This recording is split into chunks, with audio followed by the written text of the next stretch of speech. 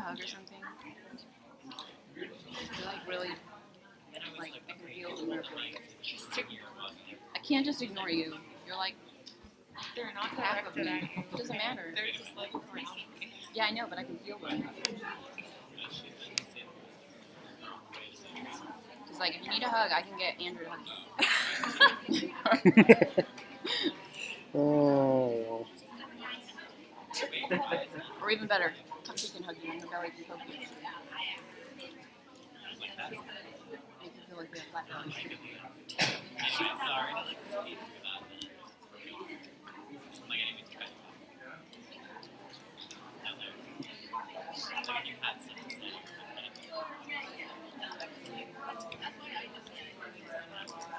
He hasn't responded to whether or not he could make it to that, so I'll let you know when I know. I'll harass him in a second. He's not in class, so he's probably asleep again. Please don't share my post. I hate you.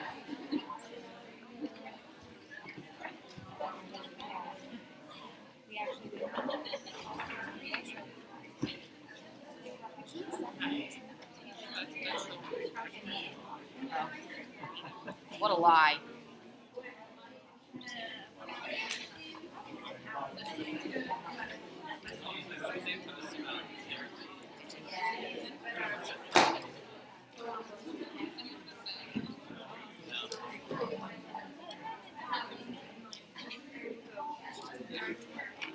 Oh, I thought you were talking about some of these good movies. I was like, where? Oh my god. I was watching an In Memory of Harambe video.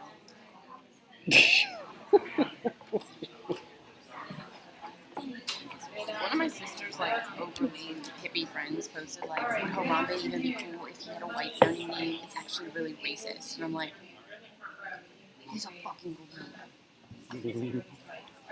Thank you.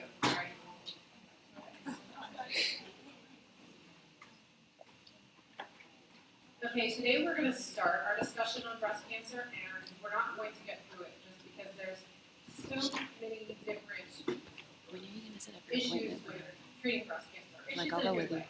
Okay. So the way I think about breast cancer treatment is early stage and late stage are almost two completely different types of diseases. And so the way I approach this material is to start off with how do we treat the early stage disease, which we can cure. And then on Tuesday, we will finish up talking about how do we deal with the late stage patients. So the patients that come in with advanced stages, either large tumors or metastatic tumors. Because with that issue, we know we have the possibility of cure, but treatment gets a lot more complicated, and we have to be a little bit more aggressive about how we treat our patients coming into the clinic. So I have the session ID up on the board, and I wanted to start out with a question that relates What was to it? breast cancer diagnosis. What was the session ID? Session ID is 604099. 604099. So the question is, what % of breast cancer diagnoses occur then?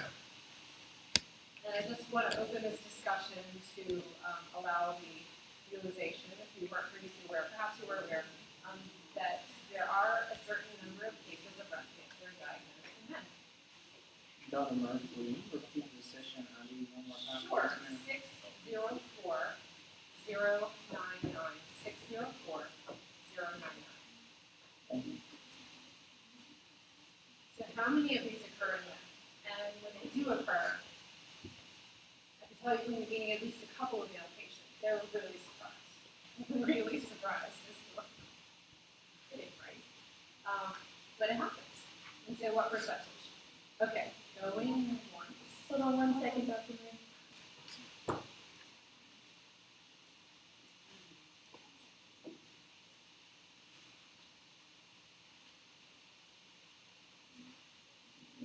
right, going once.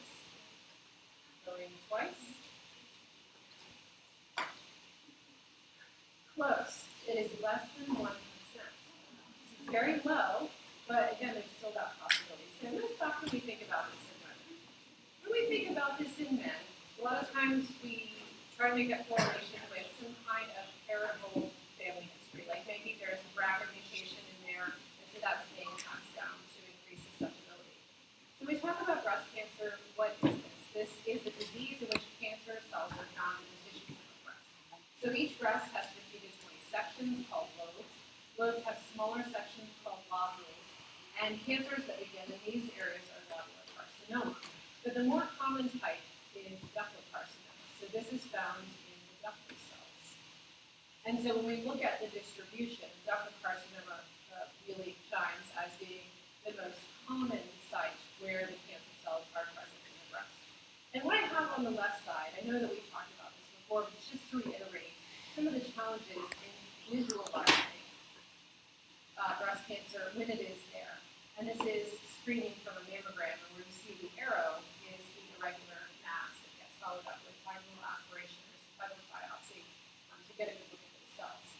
But in terms of the survival, when breast cancer is detected at early stage, the 5-year survival rates are 99%. And most of the patients will be found with localized, smaller, early stage type of disease. And the reasons for this is that we have a lot of education about breast cancer and breast self-awareness.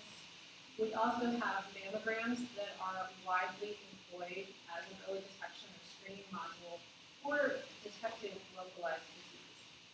The other reason why we have outcomes that are so fantastic is that early stage presents with really tiny tumors, less than 2 centimeters.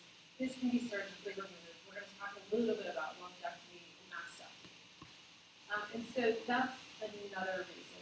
And then I also want to stress that you're talking about different tissues. So when we talk about cancer in the lungs or the liver, these are tissues that are far more complicated. When we're talking about the organs like the breast with early stage disease, this is an organ where the tissue can be removed without affecting the, biological function of the body in a sense where when you compare something like the lungs or the brain.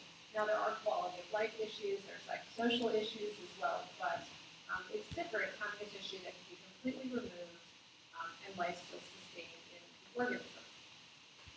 Most of the disease is found either at a local or a regional stage. So you're over the 90% mark when you combine these two factors. So that also helps the fact that we have really, really good rates of survival in this disease.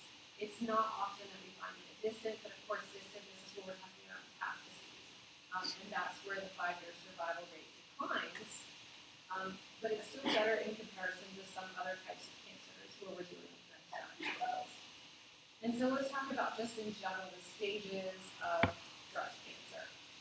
So stage 1, we're dealing with a small tumor, possible but unlikely lymph nodes, and a small tumor, that means smaller than 2 centimeters. So very tiny. And then stage 2, small, medium tumor, possible regional lymph nodes. Stage 3, definitely regional lymph nodes, perhaps distant ones. And then stage 4, any size tumor, doesn't really matter. But the important thing is that there's at least one other organ or distant site that's already involved in the metastatic process. And so here's a visualization of what that can mean. Breast cancer has the ability to metastasize to the brain, albeit this is around 10% or less, but it's still possible. The lungs, the liver, and then commonly the bone. So these are all sites where we can see distant metastases, and again, that's what significantly complicates therapy. So what are some risk factors for breast cancer? When we think about the familial or genetics aspect, that's of course an inherited susceptibility or a family history. And the earlier what I mentioned was BRCA1, BRCA2, but it can also be people that have an inherited mutation in PIK3 as well. Dense breast tissue. So it's not what it sounds like. It's not about size of the breast tissue. It's literally about the density. So I have visualized here the density levels. So this is a breast that has very little to no density It's just fatty tissue. And here's an extremely dense breast. And so neither of these have cancer, but you're just looking at the difference between imaging on mammography and what the difference is here. Dense breast tissue, that means that there is a lot of fibrous and a lot of glandular tissue. And this is problematic because when you do the mammogram, this is what you're seeing. And so it's really hard to get a good look through the tissue in order to be able to visualize and detect some of these early lesions. Lifestyle and behaviors. Alcohol consumption is a really, really big one. The breast tissue of all tissues is very, very sensitive to carcinogens, especially alcohol.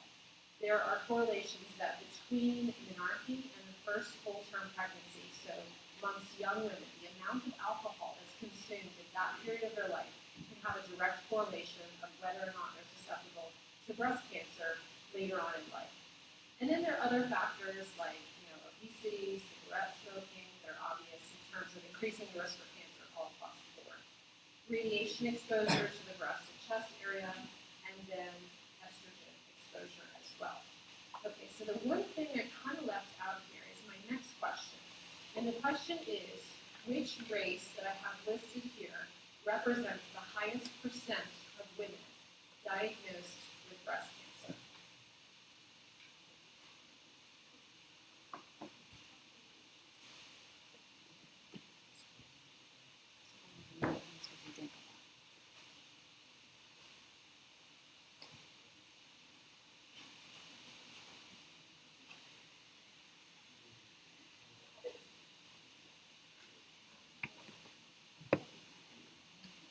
So there is a race on here that represents, that has the highest lifetime risk of with breast cancer, meaning women that belong to that race have 13% chance risk of being diagnosed by the time they reach the 18-year mark.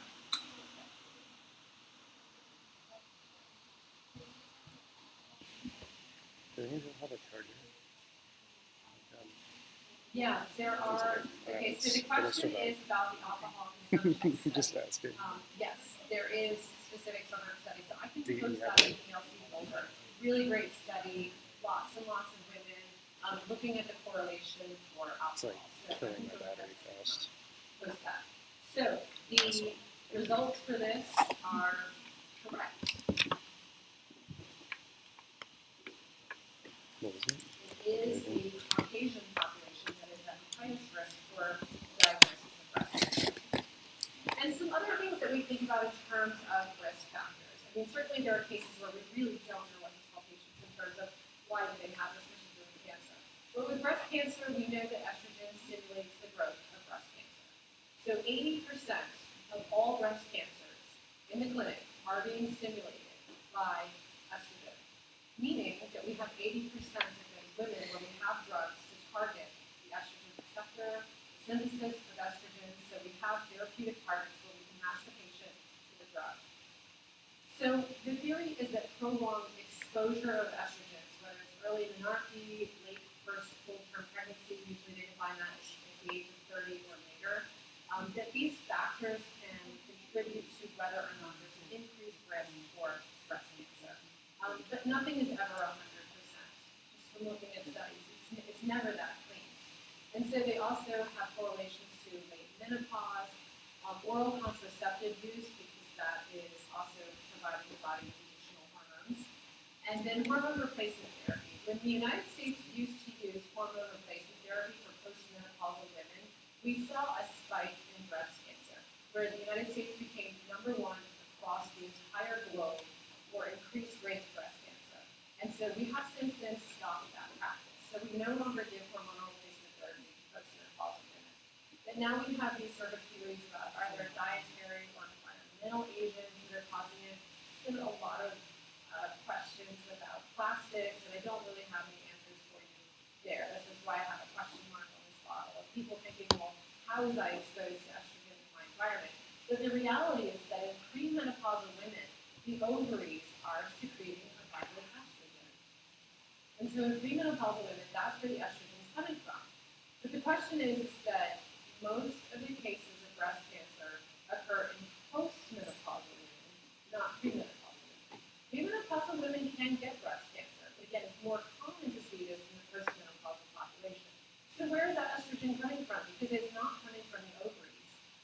ovaries are shut down, that's menopause. And so the other sources include the adipocytes. This is supposed to be my adipocytes. These are supposed to be fat cells here. Which is why there's this correlation to obesity, because adipocytes and fat cells, they secrete all kinds of things.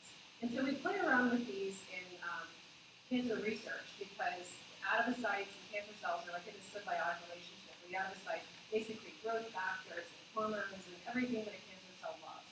So cancer cells in the body have a tendency to home to places where there are fat deposits and thrive there. The brain also secretes estrogen. Cardiac myocytes secrete estrogen, and then the bone secretes estrogen as well. So we do have a number of other organs that are contained here and secreting estrogen, thereby stimulating and driving the growth of these breast cancer cells. So once an individual is diagnosed, then we have either precision medicine or personalized medicine, whatever language you prefer to use. We have this individualized therapy that will be initiated based upon whether or not the woman has or man has a tumor that is responsive to estrogen. So we call this ER positive disease. So this is the estrogen receptor positive. And that's going to be, again, 80% of all your patients coming into the clinic are going to be estrogen receptor positive. We have drugs for this. We're going to talk about these drugs. So we can use these drugs to target that population. So we're going to look at the hormonal receptor status. We're going to look at genetic tests, the stage of disease, and the lymph node status to really get an idea on how this individualized patient should be treated. We have another target, and that is the HER2 receptor. Herceptin is the drug. HER2 receptor. This is another thing that the specimen will be tested for to determine whether or not the specimen is positive or negative for HER2.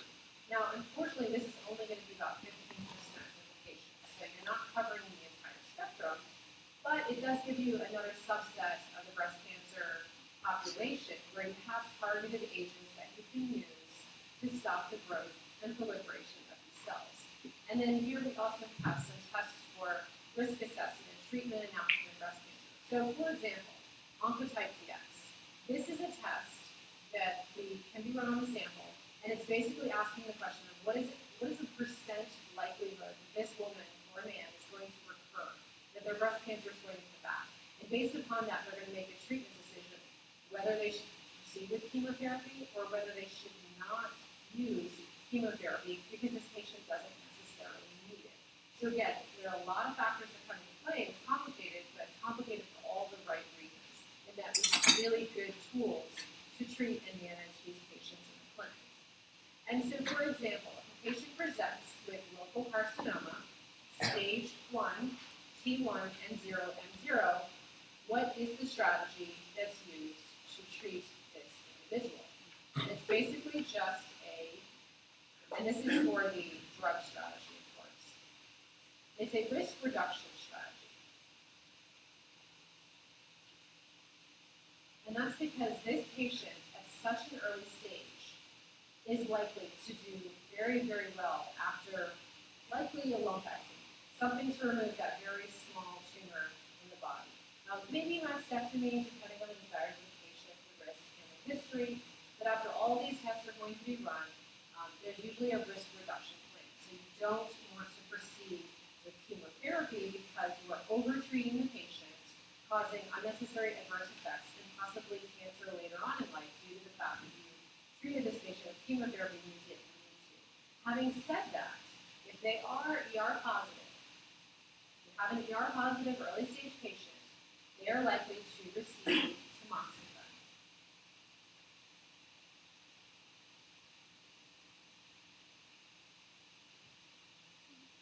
Put 5 years. They're likely to receive tamoxifen for 5 years. Tamoxifen I don't consider chemotherapy. When I think of chemotherapy, that's cytotoxic chemotherapy that kills randomly all rapidly-divided cells. This is more of a hormonal agent because it's very specifically targeting that estrogen receptor status in the body. And so this is just for informational purposes, the difference between a mastectomy that removes the entire breast and a lumpectomy, which we usually think is about 25% of the breast tissue. That's usually about what it means. Now, there are patients that come back for subsequent lumpectomies. So they have a lumpectomy, they come back, they have more tissue, and they have more tissue, but usually by about 3 or 4 lumpectomies, the breast tissue is starting to look really aberrant and disfigured and dimpled. So at that point, there can be discussions whether to have a full mastectomy or a complete reconstruction. And again, this slide is not for test material. It's just to answer questions of curiosity, meaning the woman chooses to have a mastectomy. Do they come out of the surgery looking really disfigured? And the answer is most often no. During the surgery, they will have a full breast reconstruction, coming out looking as normal as possible. The only time we wouldn't do that is they're going to have radiation therapy subsequent to their surgery, because radiation therapy is going to disfigure the breast tissue, so you want to postpone reconstruction until that's finished. So now we're going to talk about the therapeutics used in early stage breast cancer. So the first are the ER hormonal therapeutic agents, and these are in 2 classes. You have selective estrogen receptor modulators, and then you have the second line selective estrogen receptor downregulator. So this one is destroying the receptor, and this one is acting like an inhibitor for the receptor. So they have different mechanisms of action. Because of that, you can use them in sequence. Now, the most common first line is going to be tamoxifen, which is why I have it listed here first. Tamoxifen has been around since the 70s. There's a lot known about the drug. Studies suggest that using it reduces the recurrence of breast cancer very, very significantly. So it's important for patients to stay on this, and we'll have other slides to go into the details about this. But it's pretty much standard, and it's first line. Toremethine is the Me Too drug, and then we have raloxifene. And raloxifene is different in the sense that it's more likely to be prescribed for something like osteoporosis rather than breast cancer. But the idea is that the same, is that it is designed to act against estrogen. The issue is that for these agents, they act like an anti-estrogen in the breast, but in the bone, they act more like estrogen itself. Kind of strange when you first think about it. So in the breast, they're acting like anti-estrogens, but in the bone, they're acting like estrogens. And so that's where raloxifene is more likely used to treat osteoporosis. And that's because estrogen plays a key role in regulating bone mass. So it actually controls the activity of the osteoblasts and inhibits the osteoclasts by like 50%. And so by inhibiting osteoclasts, you're actually inhibiting the reabsorption of bone tissue.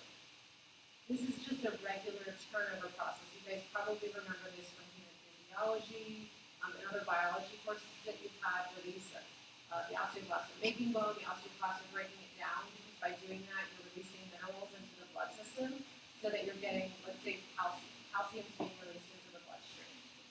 So when you're on raloxifene, you're not releasing that calcium and you're not breaking the bone down. So patients have to be prescribed a calcium supplement so that they have calcium in their circulation, because this process is being inhibited. So, and I mention this because bone is kind of a big deal when you're thinking about which agent to use and side effects of these agents. And you'll see that as we go through this and we start to talk about the aromatase inhibitors as well. So again, the fulvestrant, this is a selective estrogen receptor downregulator. So it works by a different mechanism of action, and you can use that in sequence.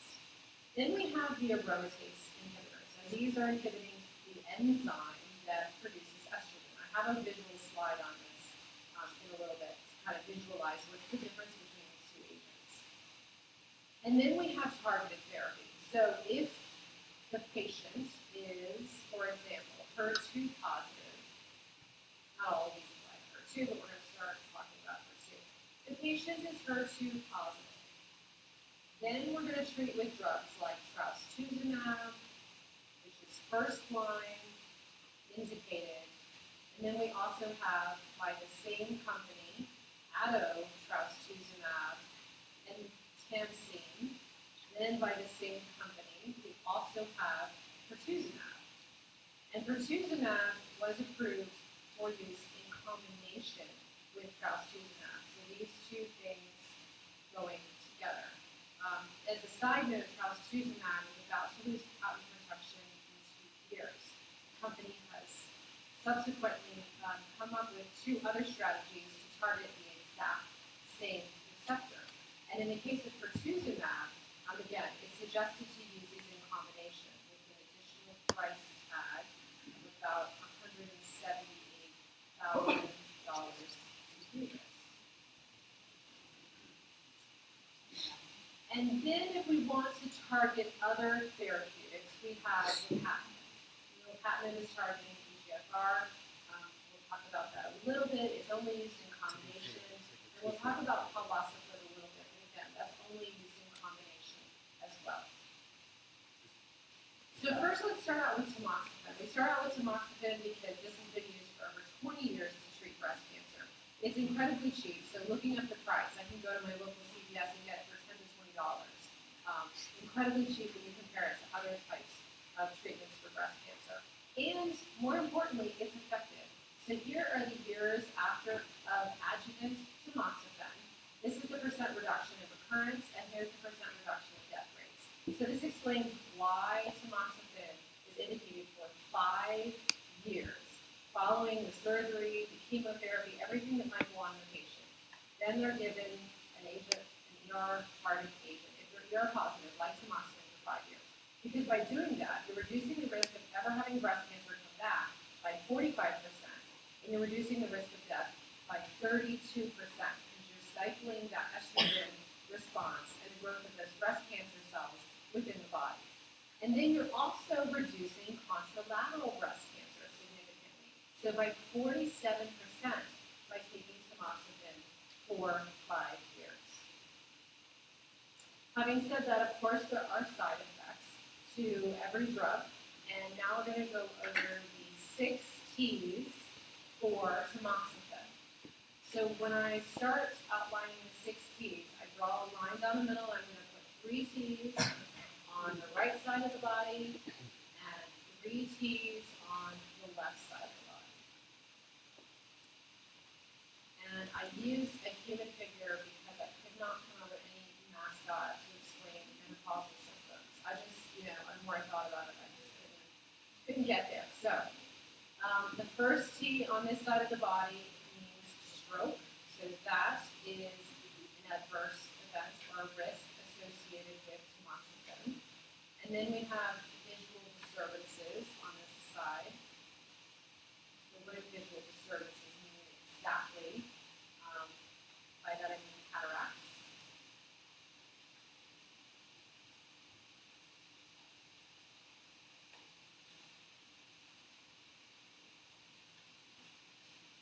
Okay, and then on the other side, we have tumor flare.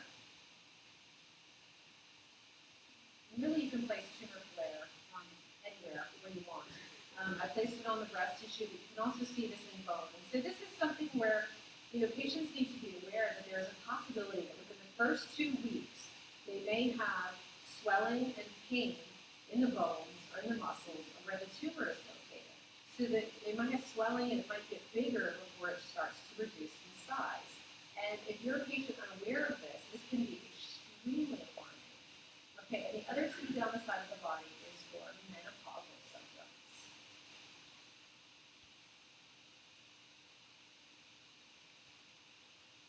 And so with menopausal symptoms, these are largely outlined on the next slide, but I will just, for the sake of describing them, say hot flashes, vaginal bleeding, menstrual irregularities, vaginal discharge, and vaginal dryness. Just general menopausal symptoms. Again, they're largely on the next slide, but just for the sake of covering that.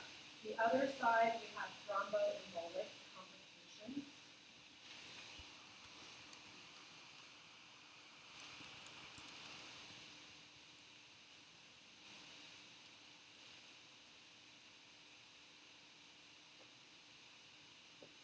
So that, of course, means deep vein thrombosis or pulmonary embolism. There's an increased risk for that on tamoxifen.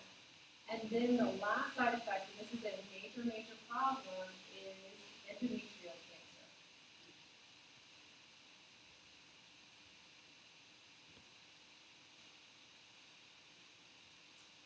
endometrial cancer being a side effect, because again, when you're talking about the bone and the endometrium, tamoxifen, loratadine act like estrogen.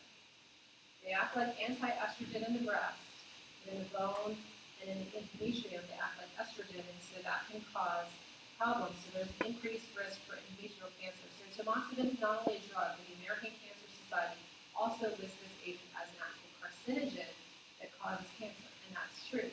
And that's the reason why you can't use an agent like this in a cancer prevention strategy. You know, people always ask that, well, these drugs are so good and there's no side effects, why not just use them for cancer prevention in postmenopausal women so that they never have breast cancer? You can't do that because you're putting them at increased risk for a different kind of cancer, which is completely unacceptable in a cancer prevention strategy. Okay, and yeah, here are the menopausal side effects that are listed: hot flashes, drenching sweat, vaginal dryness, soreness, mood swings, and so forth. And there are just some issues here with perhaps alleviating some of the side effects. Even switching manufacturers of the brand can sometimes help the patient, even though essentially they're supposed to contain the same ingredients.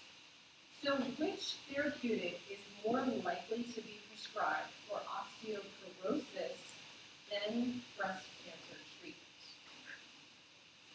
It's indicated, but where is it more likely to be prescribed for osteoporosis as opposed to breast cancer?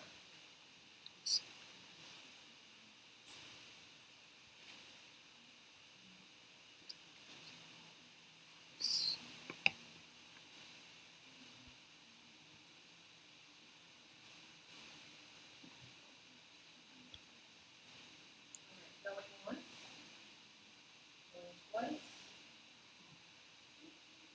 Correct. Wonderful. You're all paying attention. Thank you for that. Indeed, it is relaxing, but it also does increase the risk for endometrial cancer. Fulvestrant is the second line therapy that can be used. So after tamoxifen, if it no longer is responsive for the woman, or there's some issues with taking it, then you can follow up with Faslodex or fulvestrant. So tamoxifen is actually binding to the estrogen receptor and preventing estrogen from binding to the receptor.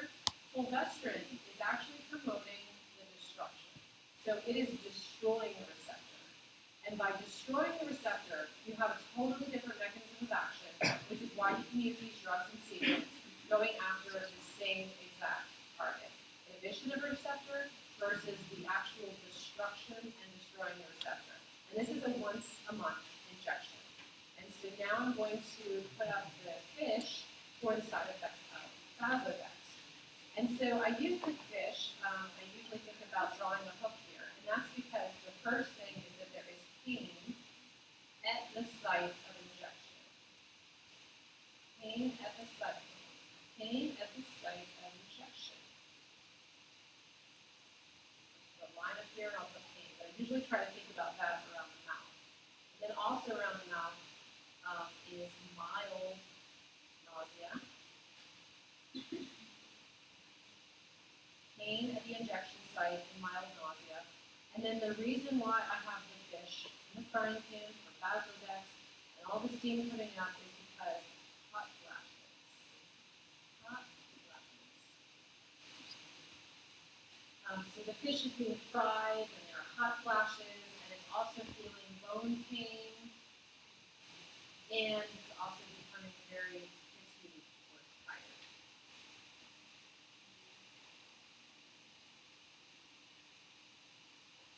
So this is the visualization to help remember these side effects. Now, with the assignment that is due next week, I'm giving you mascots with general adverse effects. I'd like you to dig a little deeper and don't just cite what I have in the lecture. I appreciate it when you guys do that, but just dig a little deeper, look at prescribing information, and see what else in small percentages could be out there for Faslodex and for tamoxifen. And the reason why I have that assignment is because of all the anti-cancer therapeutics that we're going to talk about. These are the drugs that you're probably likely to see in your community pharmacies.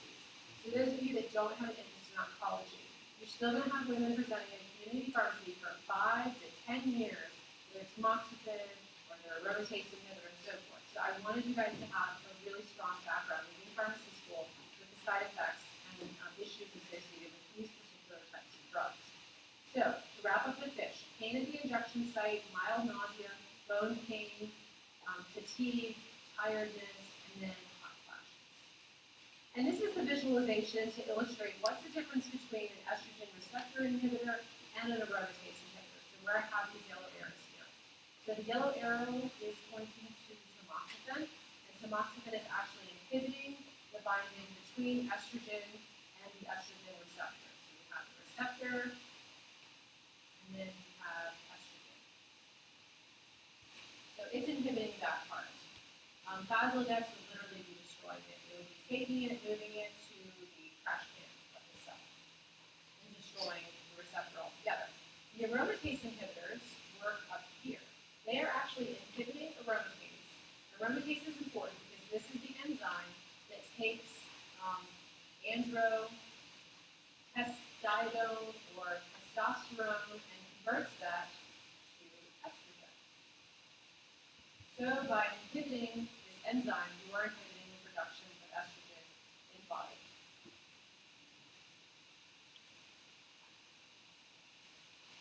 And so this is an overview of the sequence and how these drugs are used. And the difference that I want to highlight here is the difference between premenopausal women and postmenopausal women.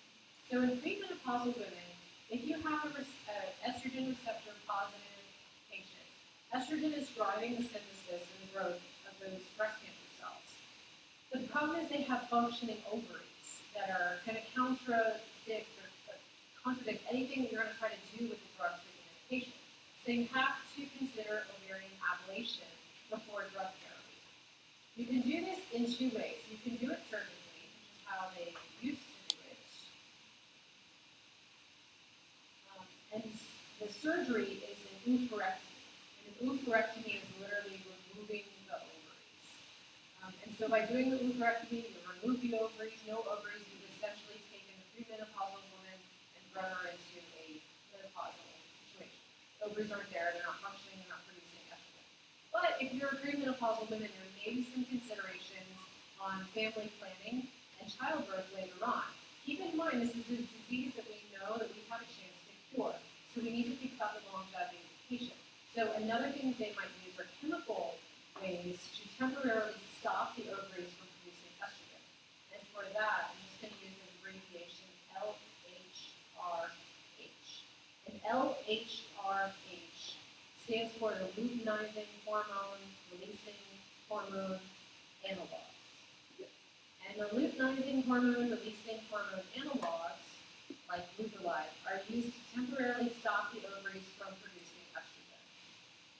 So it's a temporary stop, and then you're giving the course of drugs, and then those can be stopped, and then the ovaries can start functioning. So luteinizing hormone, releasing hormone analogs. And that's a monthly injection of those. And then we can start tamoxifen. The postmenopausal woman can start with tamoxifen, and then once tamoxifen and Faslodex, so move that up here, once that stops working, then we can try an aromatase inhibitor. And so the aromatase inhibitors, we have first-line non-steroidal inhibitors. These are reversible competitive inhibitors of aromatase. And then we have second line as well. And so what traditionally we would do is have a patient on tamoxifen for 2 to 3 years, followed by an aromatase inhibitor to complete a full course of 5 years. We've subsequently modified this a little bit. We say that, okay, we can put somebody on tamoxifen for 5 years, and we can also follow that up with an aromatase inhibitor for an additional 5 years, so that the woman is on something which inhibits estrogen for 10 years. Or we can do an aromatase inhibitor for 5 years. So letrozole is now approved the first line in lieu of tamoxifen. If patients prefer a side effect profile, they'd rather start with an aromatase inhibitor, they can now do that. So this can be 5 to even 10 years. And so why would they want to do that? Well, you have situations, literally, where you had women that were on these treatments for 5 years, and they were not having any sort of level of unacceptable side effects, and so they wanted to stay on the drugs. And so there was enough population that they're actually able to run clinical trials to follow these women up and say, okay, well, if you're on it for 10 years, does that really give you any added benefit versus 5 years? And they found that in terms of disease-free survival, it gave benefit, and then they saw that it also reduced contralateral breast cancer as well. It's significant, but it's not huge. It's not overwhelming, but it is statistically significant. The interesting thing was overall survival, there wasn't really any difference. So whether it's done or not can largely depend on the patient, the physician, and whether or not they're having unacceptable side effects.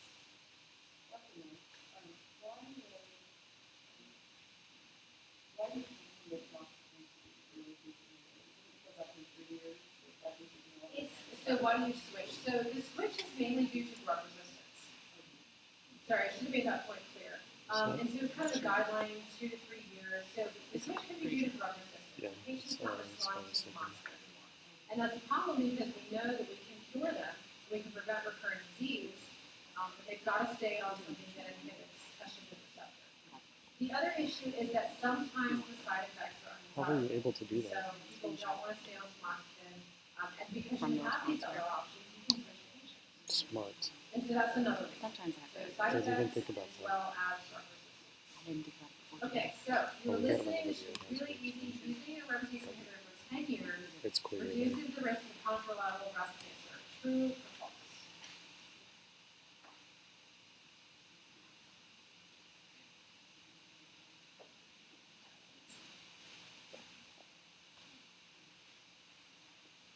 Going once, twice.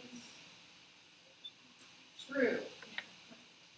True, yes. If you use an aromatase inhibitor for 10 years, it reduces the risk for contralateral breast cancer. It's a significant, but it's not overwhelming. It's not huge. It's like cutting the percentage in half, but it's there. So now let's talk about the side effects for letrozole and enoxaparin. And again, on your assignment, I would like you to dig a little deeper and come up with some additional things. What I'm doing here are generalizations that I hope you remember when you get out to the clinic. And just for the sake of me being able to see this, I'm going to change the color. Go with word red. Okay. So first, we're going to put on here, I put LA just for letrozole and enoxaparin. We're going to put this for hot flashes. This is a recurrent theme anytime you're messing with the hormones, menopausal symptoms. The reason why I chose the horse is for the risk for bone loss and bone fractures. And so with the Lippensonners, these are stallions, mainly in Vienna, but I chose this again because one of the biggest fears of horse owners is a leg injury, a leg break, a bone fracture that ends the horse's career or threatens its life. You have these huge 1,000-pound animals that are on very small legs in comparison, and so that's a huge risk for horse racing and things like that. So with that sort of idea in mind, that's why I chose the horse for this, because bone loss and bone fractures are a major, major issue of the aromatase inhibitors. And you're not dealing with that with tamoxifen, right? Because it's acting like estrogen in the bone, and it's building up bone mass.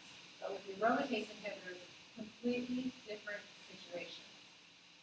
Okay, and then also for the Lippensonner, you have, you can put this one in here, the joint, muscles, aches, and pains. Joint, muscle, aches, and pains.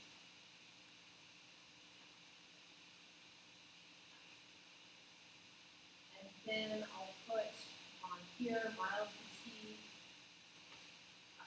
tired of running, and then lastly I'll put on here is mild nausea.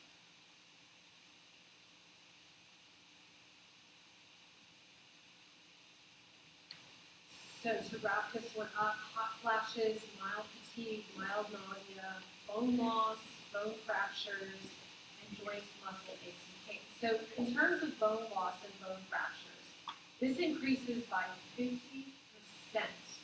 amongst women taking aromatase inhibitors. That's huge, 50%.